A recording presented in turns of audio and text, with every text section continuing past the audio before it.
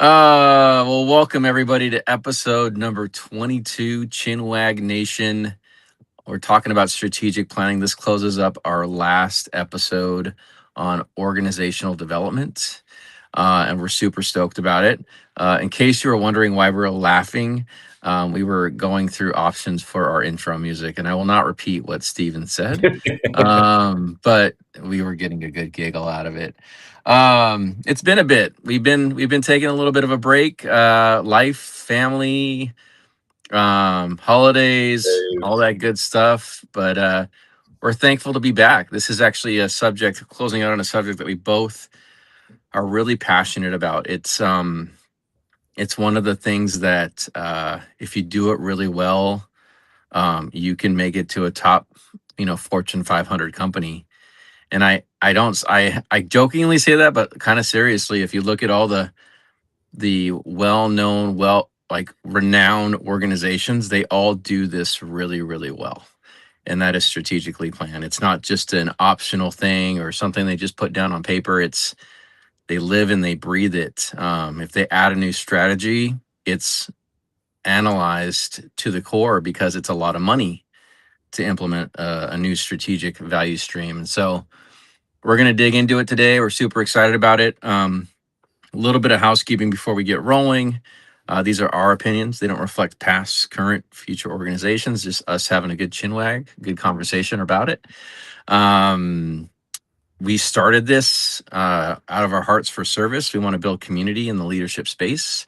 We want to give to those that we know, those that we don't know. And we encourage you to do the same. Build community where you're at. Help people out that need help. We're not meant to lead alone. We're meant to lead in community. And I don't know what that was in your back. Oh, it's a dog. Okay. Oh, you can hear that? Yeah. I was like, the sound was not quite there, but um, anyway, we're super excited to spend time with all of you. If you're trying to reach us on Facebook, we are not there right now. The platform that we go through, Restream, actually charges to go on Facebook, so I'll have to figure that out for next week. But we are on YouTube, so if you're joining us on YouTube, we're glad you're here. Comment, and we'll definitely respond to your comments throughout. So, in preparation for this, Stephen, I was thinking about all the strategic planning exercises I've been through.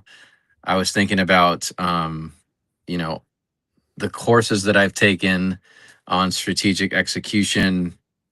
Um, and I was just it was pulling back a lot of memories, right, about around strategy and the importance For of sure. strategy. And so I decided to pull up some stats, just to kind of check it out. And 67 to 90% of strategic plans fail to be executed. What percentage was that? 67 to 90%. Yeah, I'm. I wish I could say I was surprised by that, and that's only if you're measuring it. Right. Well, this is from Right? Kaplan and Norton. So I mean, you can go out there and do a web search or use your preferred AI. But 67 to 90% of strategic plans fail to be executed. And I don't know about your experience, but I've seen many strategic plans that make their way to paper, right? And then it's just a really nice plan, right? That was where a lot of effort was put into it. But why do you think that is? Um, it's interesting the way that you kicked this off, Brian, talking about how many companies do strategic planning really well, and I don't know, maybe it's just my own experience, but I have found that so many companies and organizations do not do strategic planning very well. Um, I Yeah. find that like strategic plans are oftentimes just a list of goals or KPIs, Hmm. right? And Oh, I mean, like more operational than they are strategic. yeah, Yeah. and to your point, right? They get put on paper, but then what, right? Like a strategic plan should really drive the focus for your organization. It creates guiding principles and policies, right? And it also is a drive to focus action. And Mhm. I think all too often people don't use the strategic plan as sort of that foundational jumping off point for that focus when they're making the operational decisions that they need to make every day to actually try and achieve what it is that they're going after.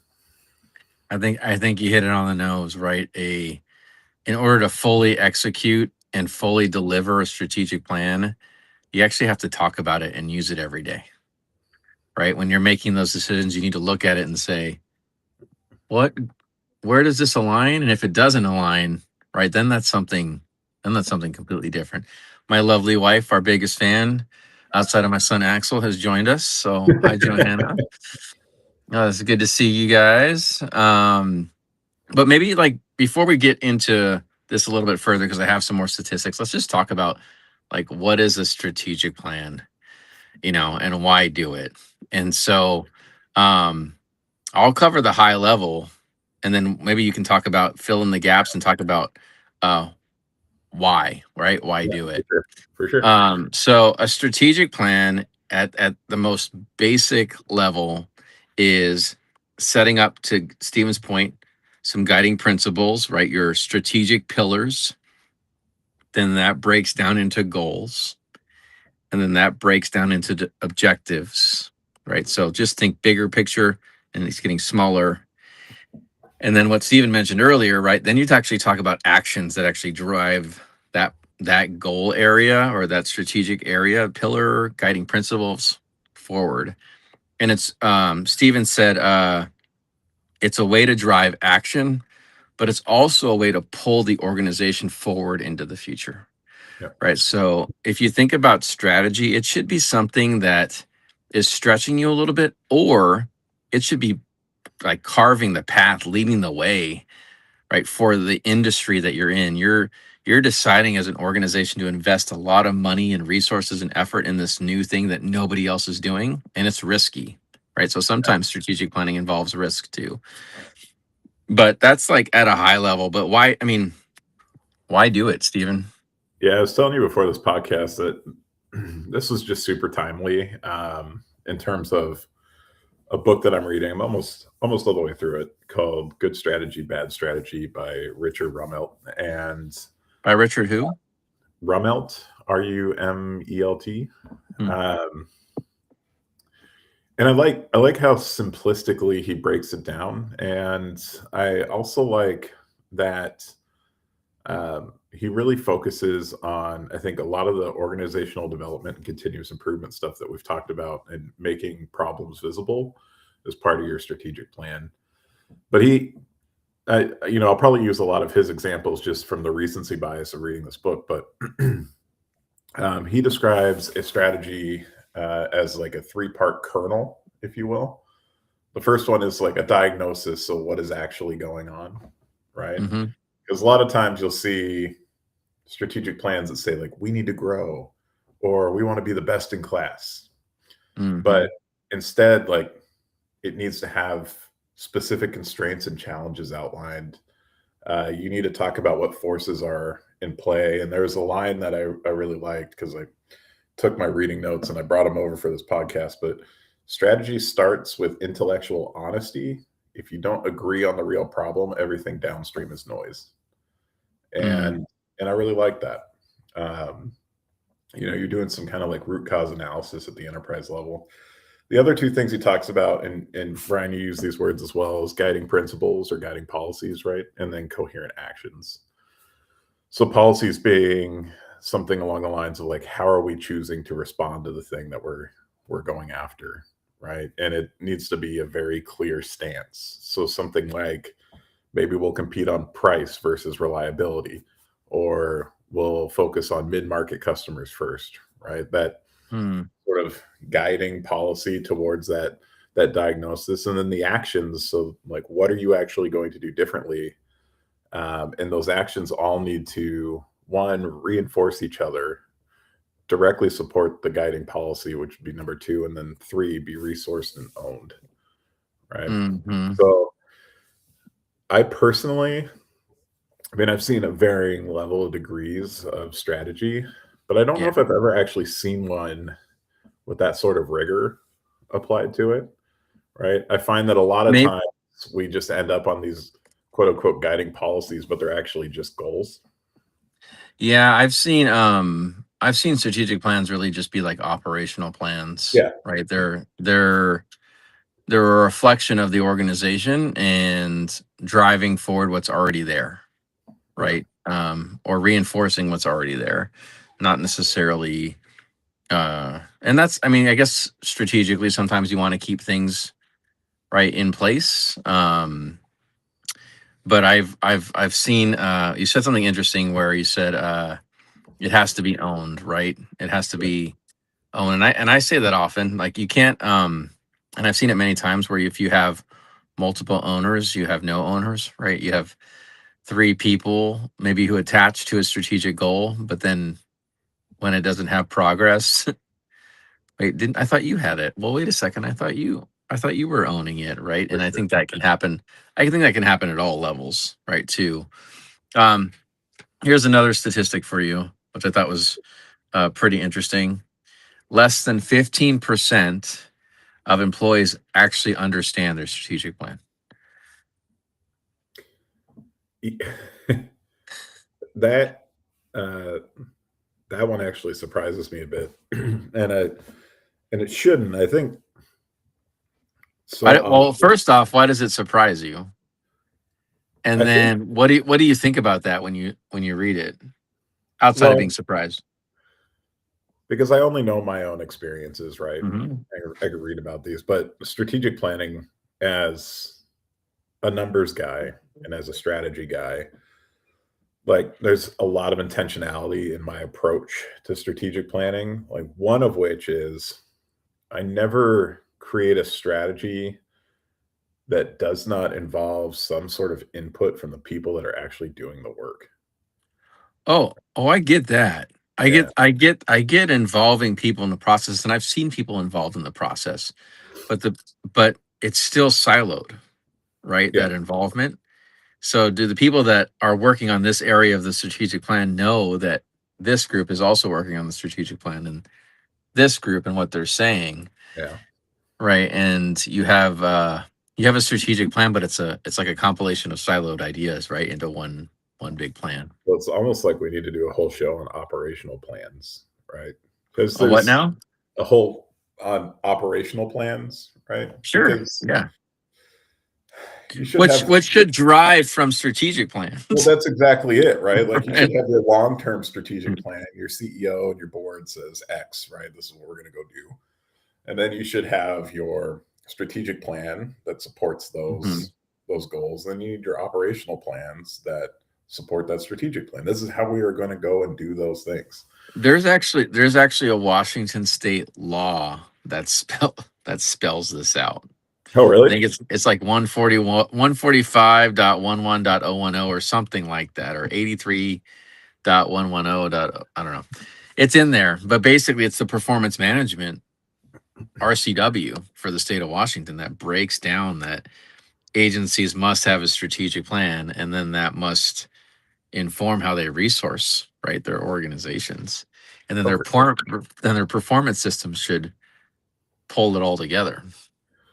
I Yep. mean, despite being in private now, I don't know what level of enforcement there is for strategic planning in private sectors, but I know in nonprofit and public sectors, absolutely. Probably with federal grant work, right? You have to Well, have, I would you know, assume that if an organization doesn't have a well-known strategic plan and that's not shared across the board, the trustees and the shareholders, that your market value isn't necessarily going to be moving in a particular direction that you want it to go.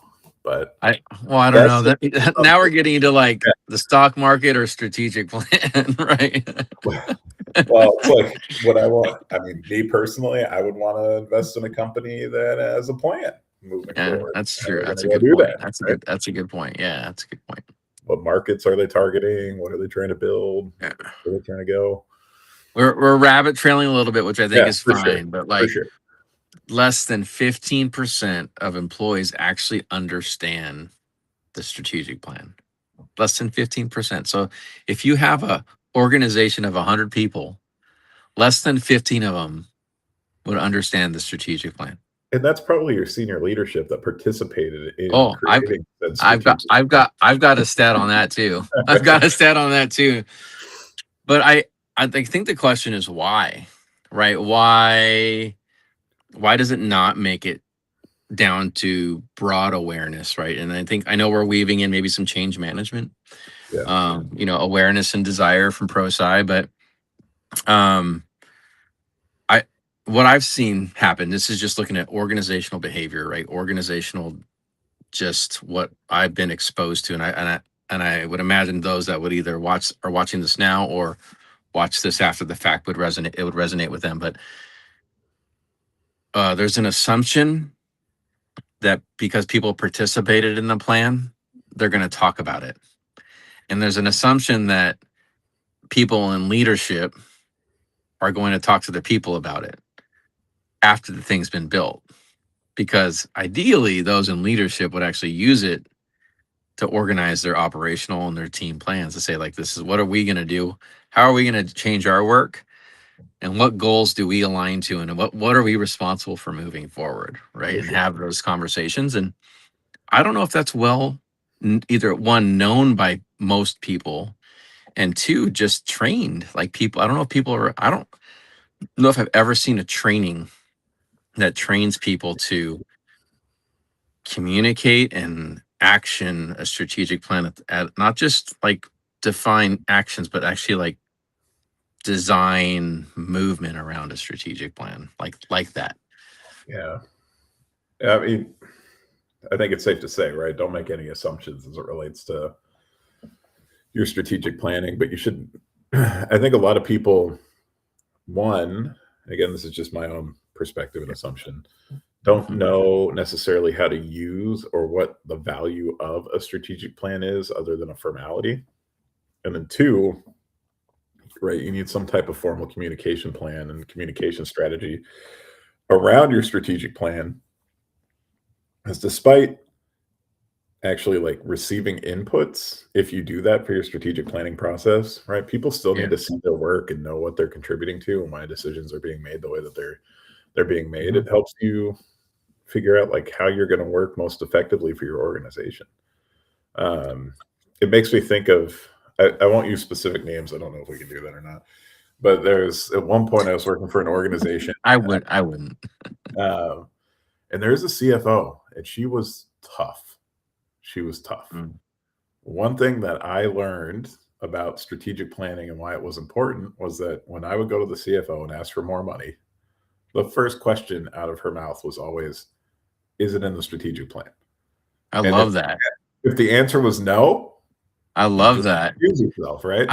I love that. Like that's how it should It be. was I mean, it was with super effective. within reason. Like unless you're like a incubated unit where like you're testing out a new way, right?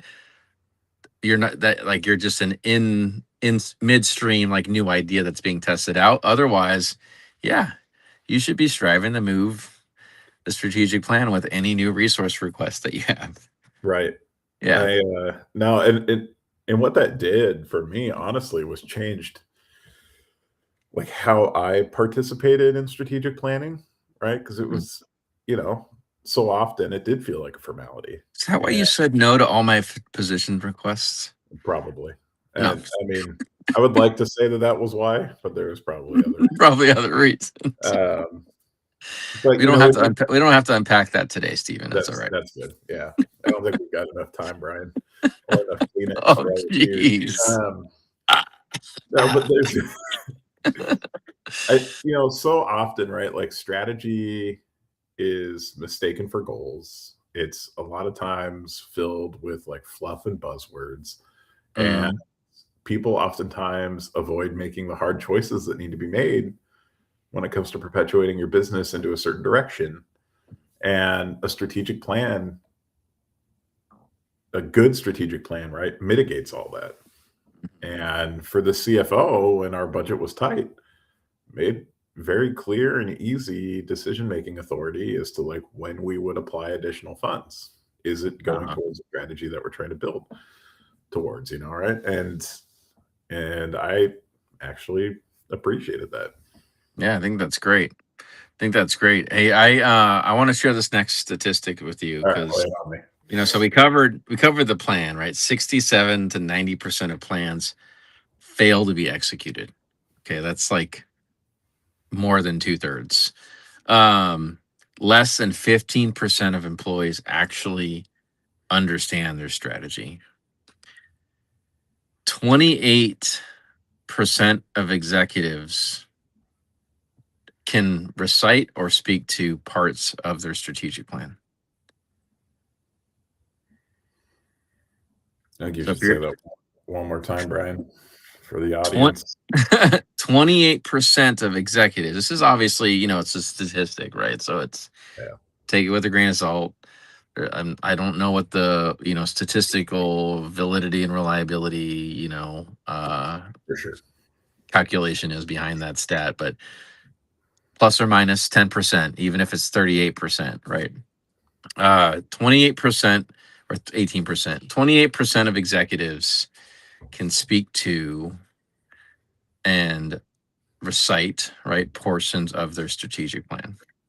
So if you were to walk up to any executive leader, right, in an organization, about a third of them could actually speak to and recite the strategic plan.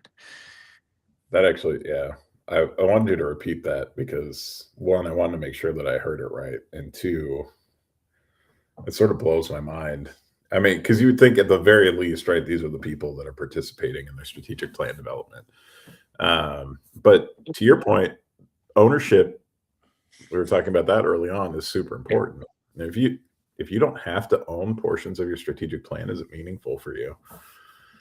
Well, and I think, like, if we were to sit in an empathetic space for a minute, Yeah, right? We've both been in a C-suite or C-suite equivalent space in our tenure, and you're there's not really an ounce of time in the day, right, to pause and reflect. And I think there's constraints, right, when it comes to a strategic plan and actually doing it well, whether it's at the employee or the manager or the executive level. There's constraints. One of those constraints is their daily job, right? Just keeping the lights on. The other is just insane demands, especially for middle management, to just not only keep the lights on, but like manage down, manage up, manage to the side, and watch your back. And then you have the executive level positions who probably are getting 300 to 400. I don't know, what was your like count when you were in that space? How many emails did you get a day? oh, And I hundreds, hundreds, yeah, hunt right. I mean, there's demands on you. So to your point, if you don't have ownership, or maybe there's not even if there's not an accountability mechanism outside of just ownership to do something with your plan or make decisions based off of your strategic plan, it's not going to be important. yeah, It's just like values, right? And documenting your core values, those you need to make decisions off of those as well and focus on those as well. So for sure. Yeah, I think it's safe to say that I'm fairly stubborn. Um, and there are things that I make very just non-gray, right? Very black and white. And yeah. uh, doesn't mean that I don't go into things with an open mind and try and learn, but I've, especially ever since I worked with that CFO, like my approach to strategic planning and just how important foundationally that is to how I do my job. Mm, Um, has made a large difference in how I operate because one, if I know a strategic plan and I know the directions that we're going, right, I look for leverage for return on investment of effort, right? If my time is very limited, I want to find pressure points within my business where small actions create large impact, right? Or outsized mhm. impact, right? So Yeah. am I working on like bottleneck management, constraint theory, right? Like using these efforts to get a larger ROI. And then also realizing, and I mean, I've never been, say, like a CEO where, and there are some brilliant CEOs who can do the opposite of this and make it work, but it hasn't worked for me. And that's that, like, strategy succeeds through what I would call like achievable moves and not heroic leaps. Mm. And Yeah, it so, reminds me of Kaizen. get a little bit Yeah. better every day. Yeah. Well, and to that point, like strategy in and of itself is a hypothesis. So like you know where you're going to go. You've done your research. If you're doing the right strategic planning, you've outlined your guiding principles and policies, you know the challenges, you know the actions, right? You still have to go through this plan, do, check, and then Mm, sort of phase because you're going to try something that you haven't done before because you're obviously trying to drive your business in a different direction than where you are in that moment, right? You're going to learn and then you're going to apply that learning and adapt, right? And mhm. and I think that that's just important to know as you're operating every day and you don't have a lot of time. How are you applying that effort in the right way? No, that's spot on, man. It's a lot of money and a lot of time for all the good reasons. I think the amount of time and money spent to pull together a great strategic plan needs to be carried forward to the other side of the plan, Yeah. right? And the amount of time and energy needs to be then transferred over to implementing it. It's almost like a business transformation effort, Yeah. right? The strategic planning and developing new strategic goals and objectives is an organizational business, right, transformation effort. You have to look at the culture that you have now and the culture you want to have to actually get that strategic plan done. I mean, there's just so many layers to actually doing a strategic plan well, not just deciding actions, right, to it. But you were going to say something. Oh no, just it looking at my notes, there's a line that I wrote that says good strategy is disciplined problem solving, bad strategy is theater. Right. And so like to your Yeah. point, right, Yeah. this disciplined problem solving, which we could do a Mhm. whole series on the importance of problem solving and defining a Oh, problem yeah. before Yeah. solutioning, right? So that That in was and of probably itself is a lot to unpack. that Um, was probably my most frustrating part of learning how to when I was first learning how to participate in kind of just lean and continuous improvement events was the amount of time it took to refine your problem statement and get your problem statement, you know, just right. yeah, There was a guy I used to work with, and he said something similar to what you shared earlier. He said, the guy who's the author again in the book, Richard Rummelt. Richard Rummelt. Yeah. He said something similar, and I think about it often today. He said, if he's like, you need to call a problem a problem. Otherwise, he's like, otherwise you're focusing and investing in the wrong thing, right? I like that. I like that. So anyway, there was some other things. So there were some things that I wrote down as to the things that contribute to a strategic plan not working out well. And then I think we can close out with like, what's the answer, right? What are our closing recommendations? But they said the reason why it doesn't work out well, plans live in PowerPoint and Word. So they live in calendars, they live in budgets, they live in meetings, and they live in performance reviews. It has to show up where the work happens. And we talked about that, right? Like it has to be part of your everyday rhythm. Otherwise, it's just stored somewhere in a document that you look at once in a while. Yeah. Um, everything is strategic. So it says top 5 priorities, but there's really 34 priorities. And I think I've heard that, right? It's like, well, what's priority number one? Well, these are all priority number one. For And sure. right, that gets really confusing for people. So that's another thing that contributes to strategic plans losing steam and losing momentum is the 5 priorities become 14, become 24, and next thing you know, you've lost sight of what that core is. Can Um, I piggyback on that really quick? yeah. Hmm. Like strategy means saying no repeatedly. Yeah, I know. Yeah, So that's like but if that's not good theater, Steven. That is no, not well, good the theater. problem Saying no is is that not. well, to what you just mentioned, we were Yeah. talking about like avoiding the hard choices, right? You're Mhm. as difficult as it is, and trust me, as like a servant leader and as like a servant human being, like you can't serve everyone, you can't fund everything, and you can't prioritize nothing. So Yeah. you have to Uh-huh. put in those sets of choices, right? Yeah. To your No, you're strategies. right. You're right. I mean, so I mean, these all resonated with me because I've Yeah, seen them. yeah, We've seen them, right? We've experienced them.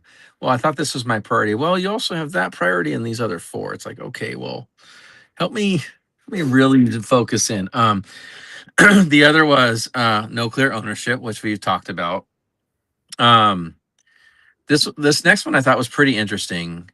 And Tammy's joined us a few times. She actually is the one who introduced me to this idea, but in a different context.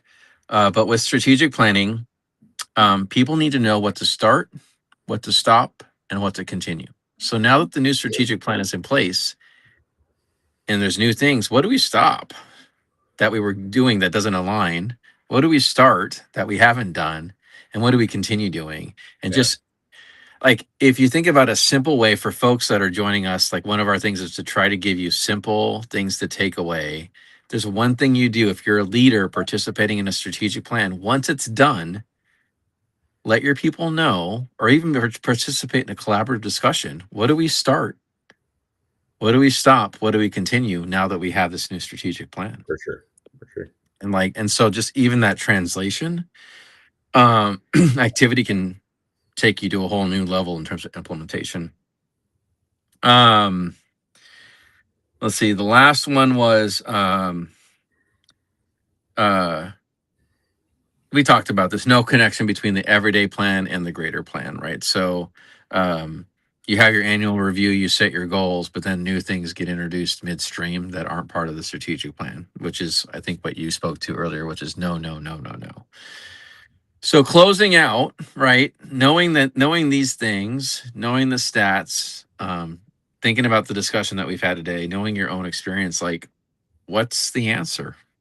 Outside of the start, stop, continue, like what do you recommend to a new leader, an experienced leader, a CEO, a CFO? Maybe they just need to go meet with the CFO that and you can make an introduction, right? Yeah. Um, No, absolutely. I mean, I similar to you, Brian, I wrote 5 points down, all right. based off of my experiences as well as the things that I'm reading, right, and learning. Yeah. Yeah. You mentioned this, right? Strategy is not a document, it's a set of choices. Hmm. So, if I was a new leader, like, these are very, I would say, like, executive level high points, right? But Hmm. think about what that means, right? It's a set of choices. Sure. Leaders are responsible for clarity, right? You mentioned that, right? You got to be able to Yeah. communicate the stuff out. Your leader should be telling you when to stop, continue, go, right? Diagnosis matters more than vision. Mm. Focus beats ambition, and coherence beats activity. And so, creating this ecosystem around how you're implementing your strategy, making sure that it's known, making sure that it's focused, right? Making sure that we were talking about enterprise level problem solving, right? Have you really gone in and looked at your business and understand, like, what are we going to do differently, or what are we going to capitalize on because it gives us better leverage, right, to get us to where we want to go? Mm-hmm. And that in and of itself is an ecosystem of operation that Hmm. needs to be supported if you ultimately want to achieve your strategic ambitions. No, I love it. I love it. I wrote down a few. I didn't write 5 points down. I didn't write down five, but I wrote down a few things. One is my own thing that I've mentioned several times in my career, maybe even on this podcast, and that's one is enough. It's okay to have one or two strategic goals. You don't need to have seven or eight or nine or 12. Because otherwise it's one, it's super expensive to do that. And Yeah, then two, people get lost. Once you start breaking that down to work, you have redundant and overlapping work. And it can get really, really confusing. So one's enough. I would love to see an organization that had one strategic pillar and one strategic goal and like maybe a few objectives. That'd be that'd be a pretty cool thing to see. Um, the other was the start, stop, continue, which I mentioned. We talked about a single owner, but the last one, which is weave it into your existing governance systems. Yeah. So once your strategic plan is done, like what are your decision making cycles?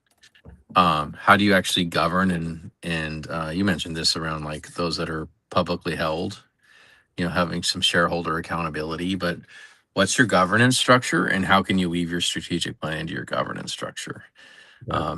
and make that part of your everyday? But I love this subject. Oh, me Like too. I actually had like a daydream that will never happen about this. As we were preparing for the podcast, I'm like, it would be a really fun like doctoral, you know, focus to break down why strategic plans don't ever get No, for legs. sure. For sure. You know, I took a Harvard continuing ed on strategic execution, and there's some great points in there as to like how to do it well and what some of the constraints are. But I would really love to understand like the brain science behind why why these things struggle. Organizations spend a lot of money on strategic plans, and uh but then not a lot of them stick, and not a lot of them get um are alive, to a certain extent. So um it's something that I'm going to continue to, I think, research. It sounds like you're in class, or you're studying. uh is it a class that you're taking, a strategic Uh, planning class that just you're taking? just Just reading a on my book? own. Yeah. Yeah. Yeah. Yeah, I think, thinking about this, right, and thinking about the other podcasts that we've done, the other 21 podcasts that we've done, um, strategic planning is so cultural, It right? Like, is. um, Mhm. and when you were talking about a lot of money, it's not just a lot of money that businesses are investing in when it comes to, say, like their product decisions, right, or um, their rollout strategy. Companies pay massive amount of money for strategy consultants to come in. And I would say that one of the worst assumptions that you can make is if you've had a successful strategy implementation for one organization, that you can just unplug that and plug it into another organization. Mhm. Right? Like every organization is going to have its unique set of challenges. It's going to have its own unique set of stories and history and governance structures and ways of doing business, right? Yeah. And a lot of that you need to overcome and think about and empathetically sort of operationalize around to meet the business where they're at, as again that jumping off point to move them forward. Um, because strategic planning is part of a business system, if you will, and Mhm. it trickles down throughout that system. And if you assume that, again, like this other business system is going to work for companies X, Y, and Z, then you're um, way too cart before the horse there. You Yeah. gotta embed yourself. As you were sharing that, this a statement popped in my head, and that is strategic planning without accountability is dead. Yeah, Right? absolutely. Um, this is I've seen where a strategic plan was put in place where there was no way to hold the people participating in it accountable to it. Right. So it became a really, really nice plan, right, on paper. Yeah. And it's a what you mentioned about cultural is a really great point. Did I lose you, Steven, or am I frozen? I'm still here, and you're working for me. I think it's you. I think, am I back? Yeah, you've been back for me.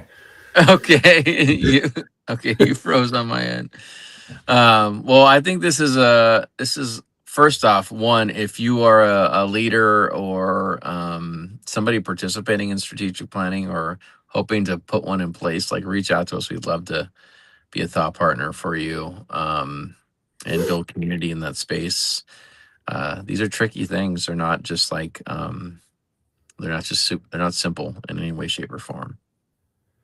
And, you know, we talked about matrix organizations and flattening the hierarchy and things along those lines, but this is one of those unique times where when it comes to strategic planning, like if on the hierarchy, if you below care more about the problem than the sponsor above you, it's never going to happen, right? Like the strategic plan needs accountability and sponsorship that trickles down. Yeah, for sure. Um, because if that decision making authority is critical when it comes to executing on very, I would say, important operational decisions, right?